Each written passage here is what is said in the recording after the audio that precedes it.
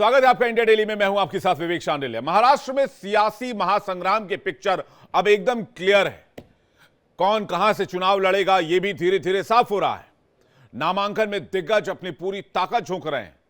लोगों की नजर नागपुर से लेकर मुंबई और ठाणे की सीटों पर हो रही बिग फाइट पर है। पिछले 5 साल में महाराष्ट्र की राजनीति में कई बड़े बदलाव हुए हैं। एनसीपी और शिवसेना टूटकर 2 पार्टियां बन गई हैं। ऐसे में देखना यह है कि महाराष्ट्र की जनता किस पर भरोसा करती है, महाविकास अघाड़ी और महायुति, और दोनों ही गठबंधन ने विरोधी को मात देने के लिए बड़ी प्लानिंग की है। आइए आपको दिखाते हैं महासीटों पर महाटक्कर कहां कहां हो रही है।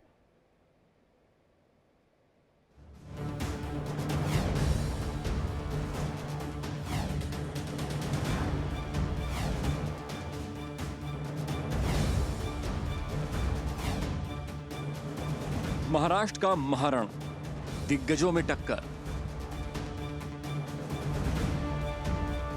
सीएम शिंदे के सामने गुरु भाई केदार दिखे।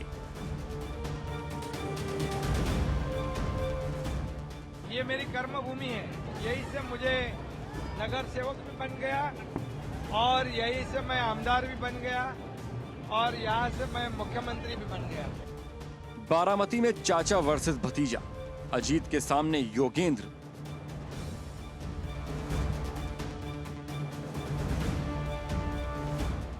फडणवीस को टक्कर देंगे कांग्रेस के प्रफुल्ल गुडघे। महाराष्ट्र के महारण में अब की बार कौन किस पर भारी पड़ेगा? महाविकास अघाड़ी की सत्ता में वापसी होगी या फिर शिंदे देवेंद्र की जोड़ी कुर्सी बचा लेगी? कहना मुश्किल है। दोनों गठबंधन ने एक सीट पर विरोधी को घेरने के लिए मजबूत चक्रव्यूह रचा है। चर्चित बारामती सीट हो या फिर शिंदे की सीट ठाणे की कोपरी 5 पाखड़ी हो, महायुति के खिलाफ अघाड़ी गठबंधन ने कोई कोर कसर नहीं छोड़ी। अपने सबके लाडले भाई, लाड़का भाऊ मुख्यमंत्री एकनाथ शिंदे साहब, इन्होंने उम्मीदवारी पर्चा भर दिया है और सबसे भारी वोटों से ये महाराष्ट्र में वो चुन के आएंगे। नॉमिनेशन भरने के बाद आपकी आगे की रणनीति क्या रहेगी? आगे की रणनीति लाखों के ऊपर वोटों से चुन के आने का यही रणनीति रहेंगे। सर, पीएम शिंदे केदार दिघे के अगेंस्ट कॉन्टेस्ट करने वाले। केदार दिघे का ऐसा कहना है कि हम उनके प्रिंसिपल्स फॉलो कर रहे हैं। आनंद दिघे, ये देखो, लोकसभा के इलेक्शन के दरम्यान इन लोगों ने प्रश्न दिया था लोगों के लिए कि दिघे साहब का असली शिष्य कौन। थाना के जनता ने उसका उत्तर दिया है। सबसे भारी वोटों से लोकसभा में मुझे चुन के दिया है, सबसे ज्यादा वोट, और लोगों ने दिखाया है कि दिघे साहब के विचारों के वारसदार, कामों के वारसदार कौन है। ये लोगों ने उसका उत्तर लोकसभा के इलेक्शन के दरम्यान दी है। तो इससे हम ज्यादा बोलना नहीं चाहते कि वो क्या है, क्या कर रहे हैं, उनका क्या है, संगठन क्या है। ये लोगों ने लोकसभा के टाइम उत्तर दिया है। आइए आपको दिखाते हैं कि महाराष्ट्र की किन किन सीटों पर महाटक्कर देखने को मिल रही है। सबसे पहले बात ठाणे की कोपरी 5 पाखड़ी, जहां से शिवसेना अध्यक्ष और सीएम एकनाथ शिंदे मैदान में हैं। शिंदे ने आज अपना पर्चा दाखिल किया है। कोपरी 5 पाखड़ी सीट से एकनाथ शिंदे के सामने शिवसेना यूबीटी ने उनके गुरु भाई केदार दिघे को उतारा है, जो आनंद दिघे के भतीजे हैं, जिन्हें एकनाथ शिंदे अपना सियासी गुरु मानते हैं। एकनाथ शिंदे को ठाणे का ठाकरे कहा जाता है, लेकिन केदार दिघे को उतारकर उद्धव ने बड़ा दांव खेला है। और महाराष्ट्र से बड़ी खबर आ रही है। महायुति के सीट बंटवारे से जुड़ी यह खबर है। गठबंधन में अब तक 260 सीटों का बंटवारा हुआ है। बीजेपी 146, एनसीपी जो अजीत गुट है वो 49 और शिवसेना शिंदे गुट 65 सीट। अभी भी 28 सीटों पर प्रत्याशियों के नाम का ऐलान बाकी है। 28 सीटों पर बंटवारा बाकी है और महायुति में बीजेपी सबसे ज्यादा 146 सीटों पर अभी तक सहमति बन गई है। एनसीपी 49, शिवसेना 65 सीट और अभी भी 28 सीटों पर प्रत्याशियों का ऐलान होना बाकी है। ये खबर इस वक्त आ रही है महाराष्ट्र से, बड़ी खबर है। महाराष्ट्र के रण में महायुति में सीटों का बंटवारा 260 सीटों का बंटवारा हो चुका है।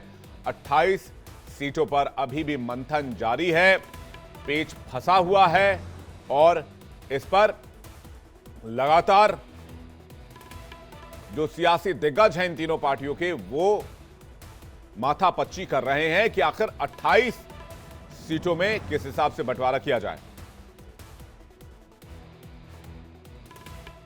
वहीं एक और बड़ी खबर मुंबई से आ रही है। एनसीपी शरद पवार ने तीसरी लिस्ट जारी कर दी है। लिस्ट में 7 प्रत्याशियों के नाम है। अनिल देशमुख की जगह उनके बेटे को टिकट दिया गया है। एनसीपी जो कि शरद पवार वाली पार्टी है, जो शरद पवार वाला गुट है, उसमें 3rd लिस्ट आ गया है। एनसीपी शरद पवार ने तीसरी लिस्ट जारी कर दी है। तीसरी लिस्ट में 7 प्रत्याशियों के नाम हैं। अनिल देशमुख की जगह उनके बेटे को टिकट दिया गया है। जैसे जैसे चुनाव की तारीख नजदीक आ रही है, वैसे वैसे महाराष्ट्र में सियासी गतिविधि भी तेज होती जा रही है। तमाम पार्टियां अपने अपने प्रत्याशियों के नाम फाइनल करने में जुटी हुई हैं। अब महाराष्ट्र के महारण में आज जो है वो दिग्गजों के नामांकन का दिन रहा, ये आपको बताएं, लेकिन इससे पहले देखिए, कोपरी पाचपाखड़ी सीट से 2 दिग्गज उम्मीदवार मैदान में। एक तो महाराष्ट्र के सीएम है एकनाथ शिंदे और उनके खिलाफ केदार दिघे को शिवसेना यूबीटी से टिकट दिया गया है, मैदान में उतारा गया है। शिंदे के खिलाफ इसे उद्धव ठाकरे का चक्रव्यूह बताया जा रहा है।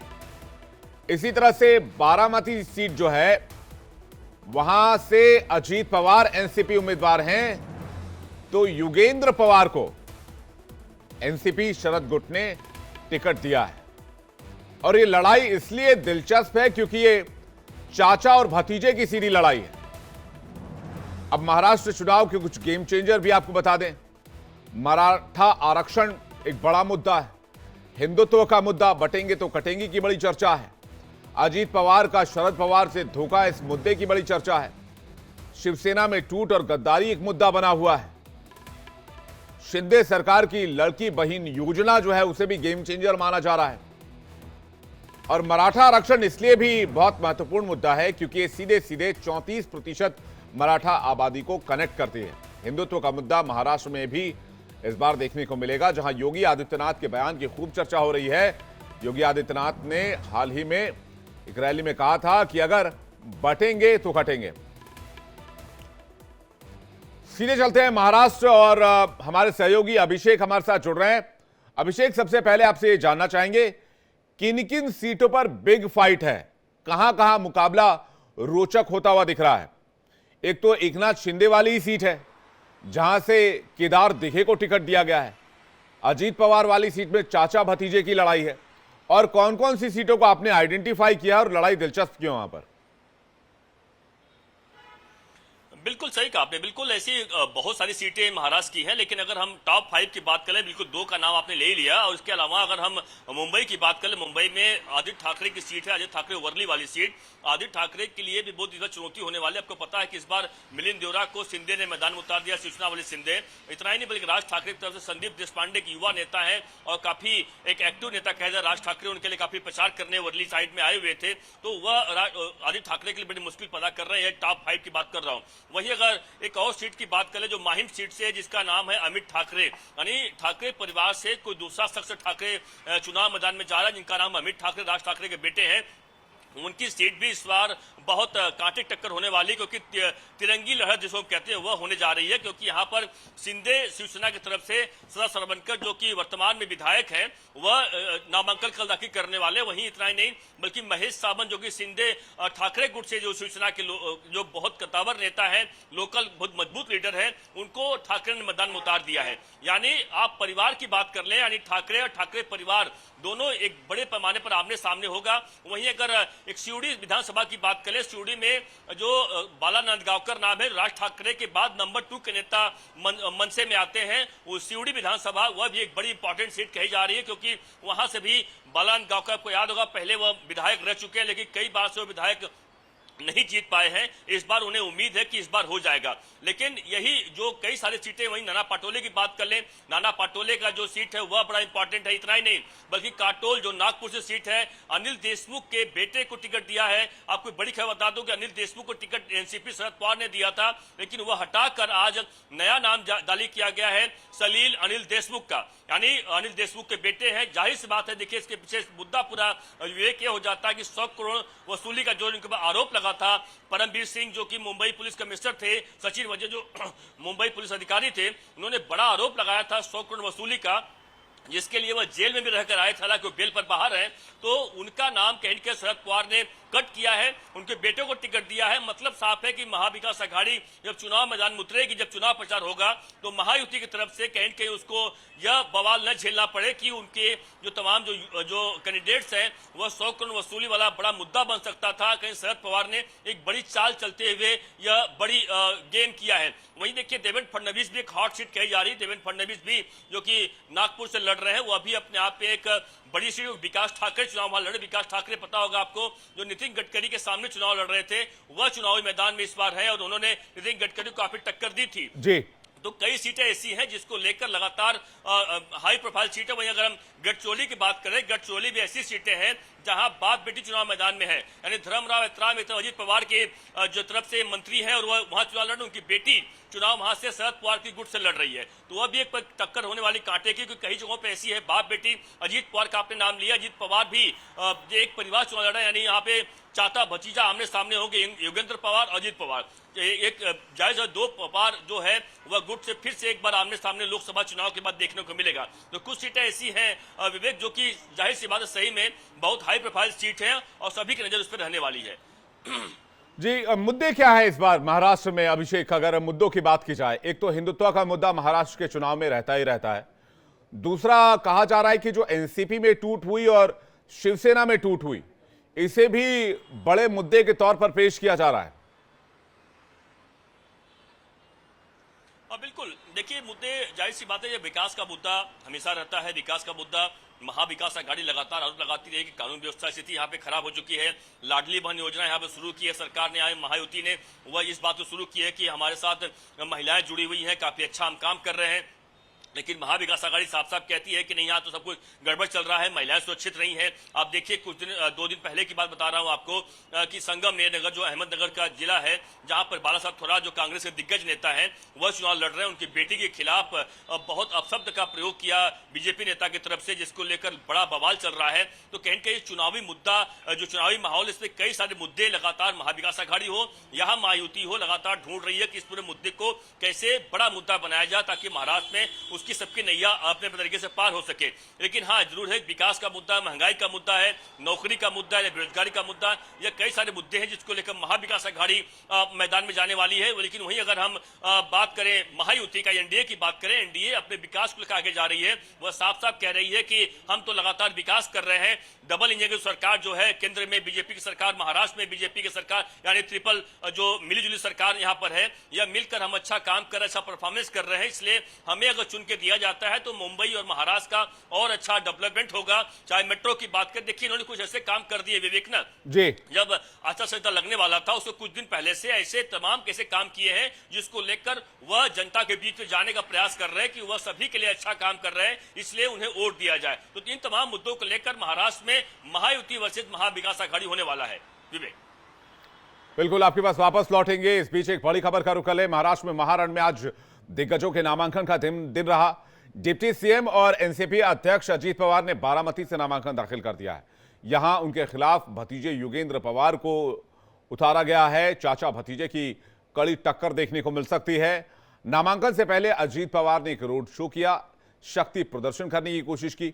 दूसरी तरफ सीएम एकनाथ शिंदे ने ठाणे की कोपरी पाचपाखड़ी सीट से नामांकन दाखिल किया। माहिम से महाराष्ट्र नवनिर्माण सेना के अध्यक्ष राज ठाकरे के बेटे अमित ठाकरे ने पर्चा भरा है। इसके अलावा मानखुर्द शिवाजी नगर सीट से एसपी नेता अबू आजमी ने पर्चा दाखिल कर दिया है। अणु शक्ति नगर से नवाब मलिक की बेटी सना मलिक मैदान में है।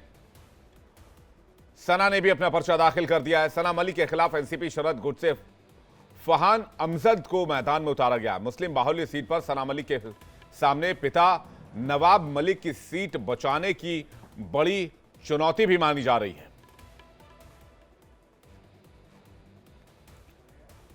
अभिषेक, ये एकनाथ शिंदे वाली सीट और सना मलिक वाली सीट जरा बताइएगा, यहां पर क्या सीन बन रहा है? बिल्कुल, देखिए सीएम जो है एकनाथ शिंदे, जाहिर सी बात है कोपरी जहां से चुनाव लड़ते हैं थाने से, वह उनकी एक कह सकते हैं कई सालों जीतते आए हैं, तो कह सकते हैं उनके लिए कोई खतरे की बात तो इस बार नहीं देखी जा रही है, क्योंकि उन्होंने जाहिर सी बात है सीएम का फेस भी है, काफी काम भी किया है, तो उनके लिए हम कह सकते हैं कोई ज्यादा खतरा तो नहीं है। लेकिन अगर हम सना मलिक की बात करें, जो नवाब मलिक की बेटी जो एनसीपी गाजीपुर चुनाव लड़ रही है, वह सीट पर कांटे टक्कर होने वाली है, क्योंकि एक तरफ सना मलिक है, दूसरी तरफ फहद अहमद है, जो कि आपको पता फहद अहमद हुआ है स्वरा भास्कर, पता होगा आपको, अभिनेत्री, सभी को पता है कि अभिनेत्री है, एक फेमस नाम है, उनके पति हैं, यानी उनके हस्बैंड है जो चुनाव मैदान में है, समाजवादी पार्टी से चुनाव लड़ रहे हैं। तो कहीं न कहीं माफ कीजिएगा, समाजवादी पार्टी में अजीत पवार से शरद पवार गुट चुनाव लड़ रहे हैं, शरद पवार गुट वहां पे आमने सामने होगा, यानी शरद पवार गुट और अजीत पवार गुट आमने सामने है। तो यह कहीं न कहीं टक्कर कांटे को होने वाली की दो चीजें हैं, क्योंकि उस इलाके में मुस्लिम बाहुल्य इलाका बहुत ज्यादा है और मुस्लिम वोटर बहुत ज्यादा है। तो फहद अहमद जो है वो जाहिर सी बात है मुस्लिम फेस है, और कहीं न कहीं अच्छा वोट बैंक उस इलाके में उन्होंने काफी काम भी किया है। पीस की बात करें, जो टाटा इंस्टीट्यूट रहा, उसमें काफी सालों तक वो पढ़ाई लिखाई किए और उस जगह उस एरिया को अच्छे से जानते हैं, तो टक्कर कांटे की हो सकती है। लेकिन हाँ, नवाब मलिक का चूंकि एक अच्छा नाम है उस इलाके में, कई सालों तक वह विधायक रहे हैं, अभी भी विधायक हैं, तो हो सकता है कि उनकी बेटी की वजह से वह शायद सीट उनके लिए आसान हो, लेकिन इतनी आसान नहीं, क्योंकि आपको पता ही है नवाब मलिक खुद अपनी सीट अब तक नहीं बचा पाए, यानी एनसीपी उनको सीट डिक्लेयर नहीं कर पा रही है। हालांकि उन्होंने डिक्लेयर किया हुआ है, कल वो नामांकन दाखिल करेंगे, लेकिन कहां से करेंगे, कौन से पार्टी से करेंगे, अब तक तय नहीं हो पाया है। बीजेपी लगातार उनके नाम का लगातार विरोध कर रही है। मुद्दा यह भी गरमाएगा सना मलिक को लेकर कि वह उनके पिता, जो कि दाऊद इब्राहिम से संपर्क रखते हैं, संबंध रखने वाले, जिस आरोप में वह जेल में रहे इतने सालों तक, तो कहीं न कहीं देखिए मुद्दा लगातार, आपको पता है चुनावी मुद्दे जब होते हैं, कई सारे मुद्दे ऐसे होते हैं जो पर्सनल अटैक पर आ जाते हैं, और मुद्दा जरूर जाहिर सी बात उनकी बेटी के लिए भी कई बार कांटों भरा ताज होगा। लेकिन दो जो सीटें हैं वो जरूर हाई प्रोफाइल सीटें हैं, और कहीं न कहीं कांटे की टक्कर देखी जा रही है सना मलिक वाली सीट को लेकर हम बात कर अरुण।